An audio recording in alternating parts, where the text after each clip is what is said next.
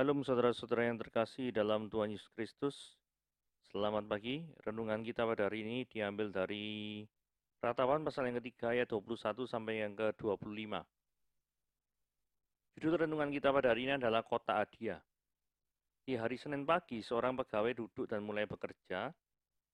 Berkas kerja setinggi setengah meter dia letakkan di atas meja, lalu dia pun bersenandung.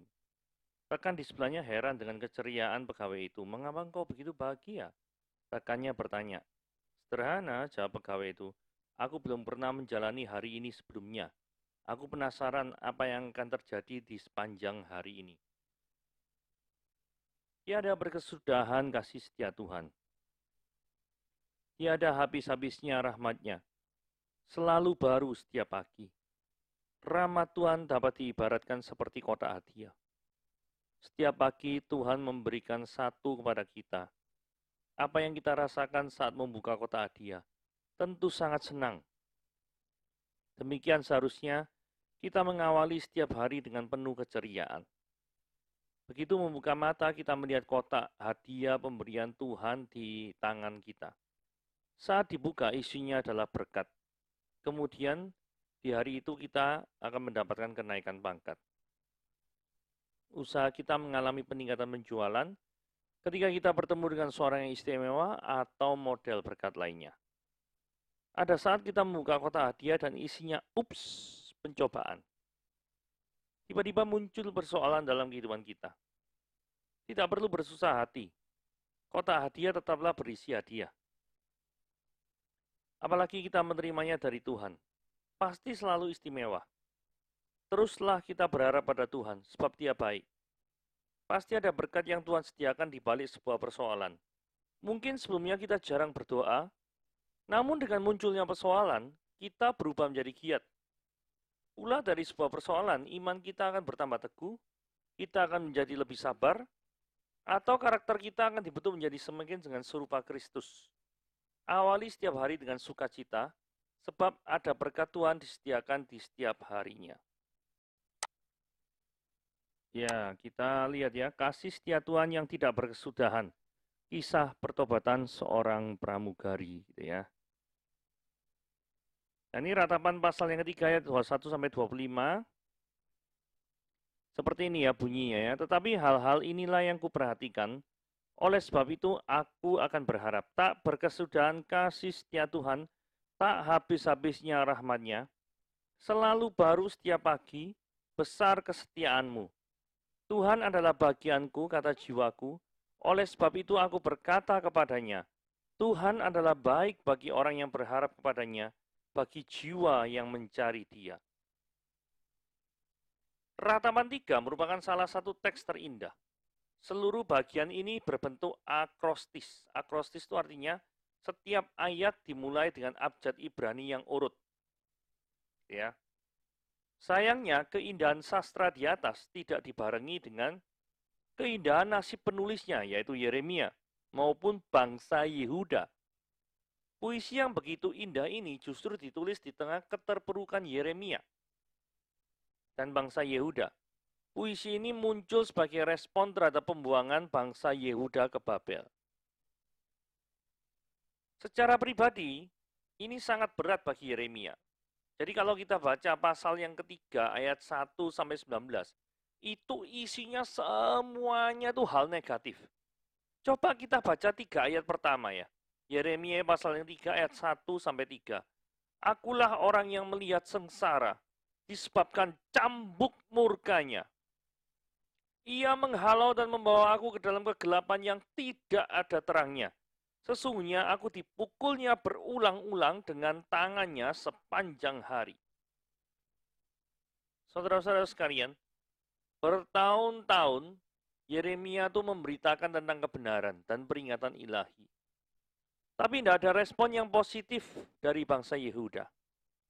Mereka bahkan menentang dan menganiaya Yeremia. Pada akhirnya mereka benar-benar dihukum oleh Tuhan. Yeremia mungkin merasa semua pelayanannya tidak ada hasilnya sama sekali. Saudara, seringkali kita merasa seperti itu ya. Saya percaya bahwa setiap pelayanan kita itu tidak pernah sia-sia. Tuhan pasti melihat. Pelayanan kita berharga atau enggak, itu enggak tergantung dari secara manusia, hasil yang kita dapatkan seperti apa. Bisa saja kita yang menaburkan benih tapi yang menuai orang lain dalam ladang pelayanan. Bisa saja. Kita yang memberitakan Injil tapi orang lain yang bisa menuai daripada berkat orang yang pernah mendengarkan Injil daripada kita. Bisa saja seperti itu. Tetapi yang paling penting adalah orang tersebut diselamatkan dalam Kristus. Dan orang itu menerima hidup yang kekal. Itu jauh lebih penting. Dan orang itu bisa memberikan kontribusi dalam kerajaan Allah. Gitu ya. Nah, kalau kita lihat lagi, bagi bangsa Yehuda, kehilangan Yerusalem, tanah perjanjian, bait Allah, merupakan penderitaan yang tidak terlukiskan. Dunia ini seakan runtuh di depan mereka. Saudara, kalau kita lihat, Ratapan pasal yang ketiga, ayat yang pertama, Ratapan pasal yang pertama, ayat 147.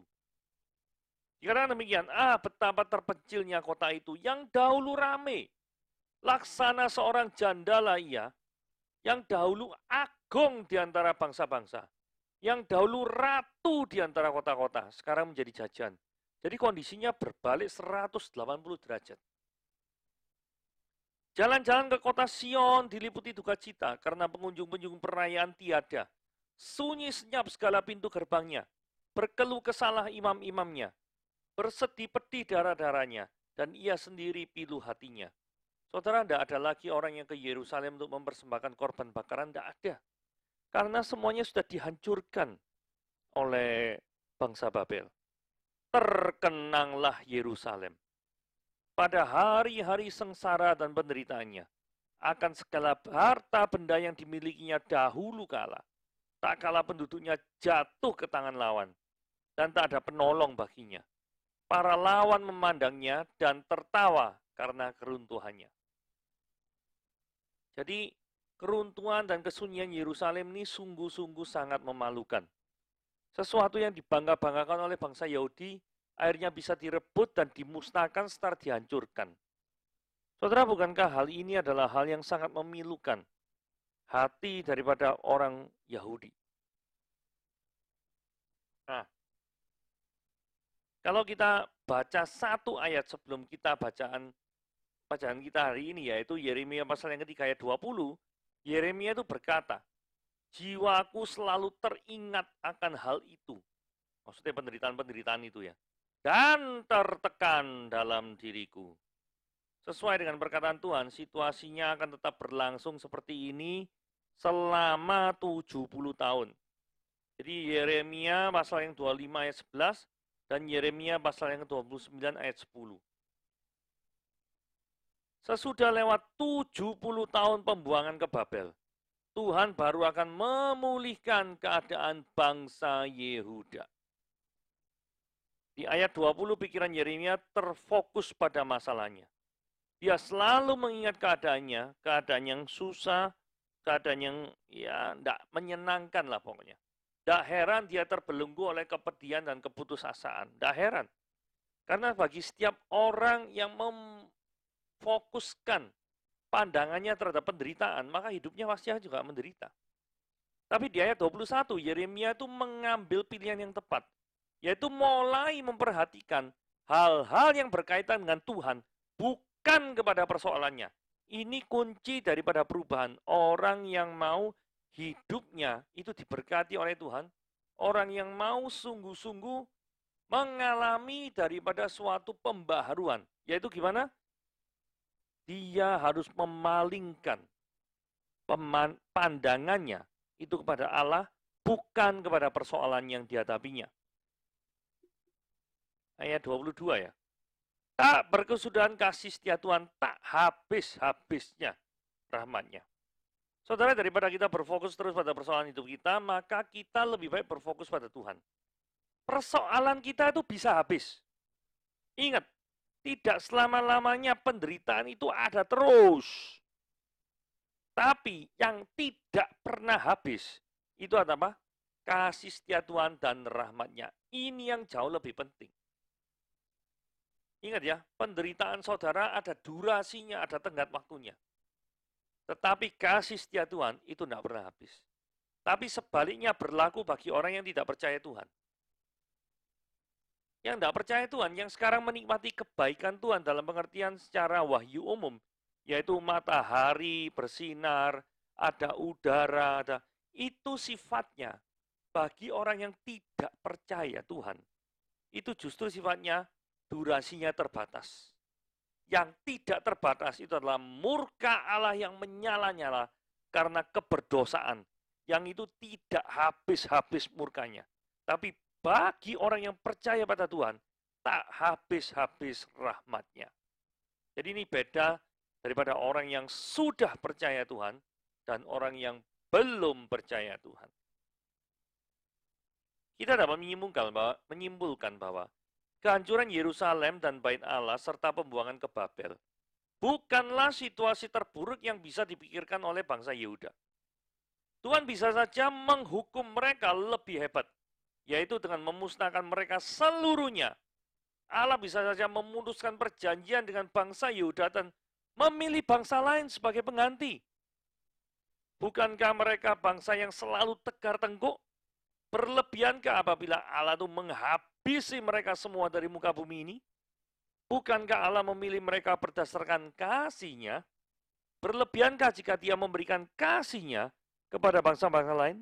Tentu tidak. Nah, saudara, ada yang menarik di ayat yang 22 dan 23 nih ya. Tak berkesudahan apa? Kasih setia Tuhan. Kasih setia Tuhan itu dalam bahasa Ibrani namanya keset. Ini keset bukan dalam bahasa Jawa lap kaki, itu bukan ya. Ini keset artinya dalam bahasa Ibrani itu kasih setia Tuhan ya. Ini memang homofon ya. Homofon itu bunyinya sama, arti beda. Bahasa Jawa keset ya kaki gitu ya. Lapi kaki itu. Yang ada di depan-depan rumah itu keset. Tapi ini homofon daripada bahasa Ibrani keset ini kasih setia Tuhan. Artinya beda jauh ya. Satu kasih setia, satu lap kaki gitu ya. Beda-beda jauh. Biasanya keset ini digunakan untuk kesetiaan Allah atas perjanjiannya.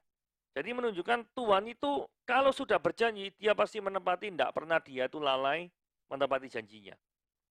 Di dalam kasih, dalam konteks perjanjian gitu ya.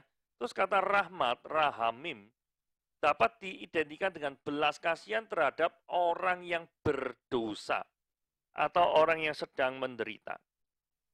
Kemudian kata kesetiaan, emuna, lebih mengarah pada kepastian atau keteguhan dalam melakukan sesuatu. Jadi makna di balik kata emuna cenderung lebih luas daripada kata hesed. Melalui penggunaan tiga kata yang nyaris sinonim ini, Yeremia berniat untuk menegaskan keutamaan kebaikan Tuhan atas kehidupan kita. Nah, ayat 24 ini bicara self-talk ya. Tuhan adalah bagianku, kata jiwaku. Nah, ini kan seolah-olah ngomong sama dirinya sendiri. Seringkali banyak orang itu self-talk kalau secara psikologi sekuler itu tuh memotivasi diri sendiri dengan mengatakan aku pandai, aku pasti bisa, aku ganteng, aku pasti orang lain tertarik sama aku luar biasa. Selalu fokusnya adalah diri sendiri. Coba self-talk-nya ala Alkitab ini seperti apa? Self-talk-nya seperti ini ya. Pada saat Yeremia mengatakan bahwa Tuhan, Yahweh adalah bagiannya. Self-talk-nya Yeremia ya. Dia sedang membedakan Tuhan dengan semua pemberiannya. Tuhan itu berbeda dengan berkat-berkatnya. Bagian terbaik manusia adalah Tuhan sendiri, bukan pemberian-pemberiannya. Sebagian pemberian Tuhan itu sifatnya sementara loh. Walaupun itu sangat berharga dalam kehidupan kita. Contoh kesehatan. Kesehatan berharga enggak? Oh, berharga. Bahkan lebih berharga dari kekayaan dan keberhasilan. Tapi toh kesehatan itu juga sifatnya sementara. Padahal itu penting. Ya toh? Semua itu dapat hilang karena kecelakaan, kejahatan, atau kesalahan kita sendiri. Hanya satu yang terus ada bersama-sama dengan kita, yaitu apa? Yahweh sendiri. Pada saat menuliskan ratapan ini, Yeremia memang tidak memiliki berkat Tuhan apapun loh. Tanah perjanjiannya lenyap, Yerusalem rata, bait Allah tinggal reruntuhan, tak kalah semua berkat itu tidak terlihat, hilang, tetapi keberadaan Tuhan itu yang terus menjaga kita bisa menjalani hidup ini dengan kuat. Nah, kebaikan Tuhan yang tiada habisnya. Tuhan adalah baik bagi orang yang berharap padanya dan jiwa yang mencari Dia. Saudara, berikut ada kesaksian seorang pramugari. Gini ya, saya mau bercerita ya. Kenapa kok kesaksian ini penting? Karena ini ada kaitannya dengan kebaikan Tuhan yang tak ada habisnya. Saudara, ada seorang pramugari yang bekerja dalam maskapai penerbangan tertentu yang terkenal di Indonesia gitu ya. Dan pramugari ini biasalah ya. Kalau misalkan dia itu kebetulan ada home base-nya itu di Bali gitu ya. Jadi dia itu kebetulan bukan agama Kristen, belum percaya Tuhan. Kemudian dia itu satu kamar dengan orang yang sudah percaya Tuhan. Dan seperti kebiasaan, mereka itu diinapkan dalam satu apartemen. Nah, kebiasaan daripada seorang yang temannya yang beragama Kristen ini, dia itu memajang daripada buku-buku rohani. Ya, kan biasanya apartemen mungkin ada rak bukunya, kemudian di situ pajangi buku-buku rohani. Nah, kebetulan sekali si orang pramugari yang sedang bukan agama Kristen ini, itu orangnya tuh senang membaca. Nah, ada suatu saat di mana temannya ini pergi, lagi tugas, dianya lagi off, gitu ya. Kemudian yang terjadi adalah dia sangat kesepian dan dia mencoba lihat rak buku temannya tadi. Dan dia mengambil daripada salah satu buku. Dan buku itu adalah Alkitab. Ya. Dia mulai membaca Alkitab terus-menerus. Dan akhirnya dia merasa tertarik dengan Alkitab ini. Kemudian dia mulai sembunyi-sembunyi untuk pergi ke gereja. Untuk mengetahui kebenaran firman Tuhan ini sebenarnya seperti apa. Nah, ternyata perilaku daripada pramugari ini tercium oleh keluarganya yang ada di Jakarta. Dan kemudian keluarganya dengan cepat langsung terbang ke Bali. Dan di sana langsung dilakukan interogasi. Dan yang terjadi adalah orang pramugari ini, orang yang baru percaya Tuhan ini, dia tidak berani untuk mengakui imannya. Maka yang terjadi adalah dia berbohong dengan mengatakan, saya memang ke gereja, tapi dengan tujuan mengantarkan teman saya yang beragama Kristen ini. Yang kemudian keluarganya pulang ke Jakarta lagi dan menganggap, oke, masalah selesai. Tetapi yang terjadi adalah kerinduan orang ini terhadap Tuhan tidak bisa dibendung. Dia mau tidak mau ke gereja, bahkan mengikuti beberapa pendalaman firman Tuhan di sana. Kemudian yang terjadi adalah orang tuanya kembali mengetahui peristiwa ini lagi. Maka kebetulan saudara kandung daripada pramugari ini adalah seorang yang memiliki jabatan di maskapai penerbangan itu.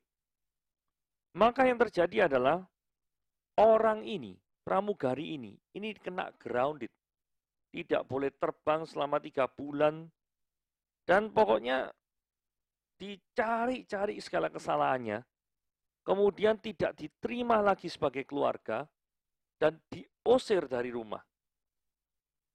Maka yang terjadi adalah ada suatu loneliness. Tetapi Tuhan itu baik. Pramugari ini dipertemukan dengan salah satu orang yang ada di Bali itu dan bertemu dengan satu orang keluarga dari Batak, gitu ya. Kemudian mau menerima daripada pramugari ini. Dan kebetulan keluarga Batak ini adalah orang Kristen juga yang aktif di dalam pelayanan Tuhan. Dan selama bertahun-tahun keluarga inilah yang menjadi keluarga bagi orang ini. Jadi dia punya keluarga tiri gitu ya. Nah, keluarga ini kebetulan punya satu kamar anaknya yang sedang sekolah di luar negeri. Sehingga pramugari ini diperbolehkan untuk tidur di kamar anaknya tersebut. Saudara, hal yang sangat luar biasa sekali. Jadi, kalau kita lihat di dalam kehidupan ini, Tuhan bisa menggunakan berbagai macam cara untuk menarik kehidupan kita.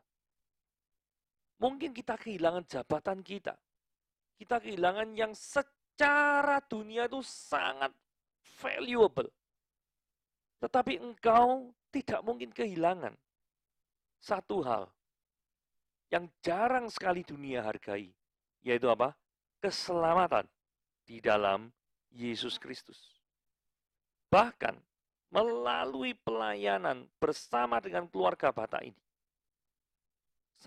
sang pramugari bertemu dengan suaminya yang sekarang. Jadi ada suatu berkat yang Tuhan yang luar biasa sekali. Saudara, dia mungkin tertolak dengan keluarga yang lama.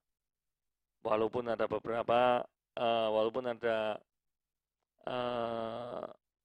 info yang mengatakan bahwa dia sudah kembali ke keluarga yang lama, dalam pengertian bukan imannya ya, tapi relasinya kembali membaik, puji Tuhan. Tetapi dia juga mendapatkan keluarga baru, keluarga yang Batak ini ya, yang menolong dia untuk bisa memperkuat iman di dalam Yesus Kristus Tuhan. Saudara, ini adalah suatu hal yang sangat luar biasa. Bagaimana kasih setia Tuhan, kebaikan Tuhan itu tidak ada habisnya. Jadi definisi kebaikan Tuhan yang tak ada habisnya, itu harus diartikan dalam kebaikan Tuhan yang berkaitan dengan keselamatanmu. Yang mempertemukan pramugari ini dengan teman Kristen yang cuma memajang bukunya saja di dalam rak-rak buku rohani. Kemudian Tuhan gerakkan hati pramugari ini untuk membaca firman Tuhan. Di antara sekian banyak buku yang ada itu dia membaca firman Tuhan. Bukankah ini adalah suatu hal yang luar biasa sekali? Saudara, ini adalah hal yang hebat. Firman Tuhan berkuasa. Justru ketika orang itu bertobat, itu adalah kebaikan Tuhan yang tak ada habis-habisnya bagi orang tersebut. Oke, firman Tuhan pada hari ini sampai sini. Tuhan Yesus memberkati.